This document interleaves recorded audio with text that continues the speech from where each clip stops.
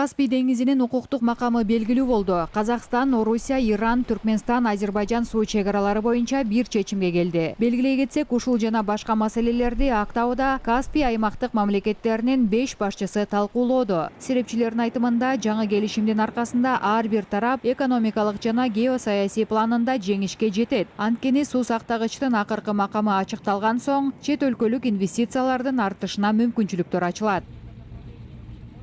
Все пришли к компромиссу. Дело в том, что кто-то, например, хотел расширения своей доли участка, да, например, изначально. Вот, образно говоря, у Казахстана, если говорить по вот этому делению дна моря. Тарапташтар ымалага келишти. Деңиз түбүн бөлгөндө Казакстандын үлүшү 27%. Бул ири аймак. Ошондуктан биздин өлкөнүн экономикалык кызыкчылыктары корголот деп ишенимдүү айта алабыз. Башка өлкөлөр да бул конвенцияны колдонуп, деңиз ичин өздөштүрүүгө, ресурстарды пайдаланууга, үчүнчү өлкөлөргө түтүк тартып, ресурстарды экспорттоого кызыктар. Зарабатывать, эксплуатировать недра, ресурсы Каспийского региона, строить трубопроводы, экспортировать ресурсы в другие третьи страны. Документ включает в себя положение, касающиеся раздела. Документте деңиз акваториясы, Каспий деңизинин түбү, биоресурстар, балык уулоо, Каспий түбү менен түтүктөрдү тартуу тармагындагы кызматташтыкка тиешелүү эрежелер орун алган.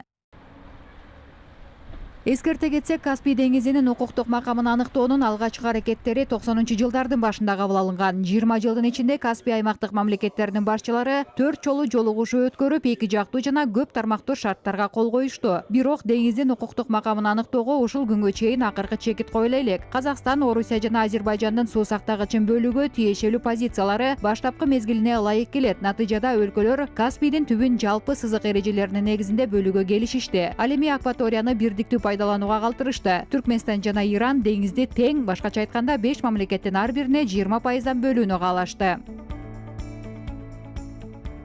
Нельзя сказать, что предыдущие 4 саммита были безрезультатными.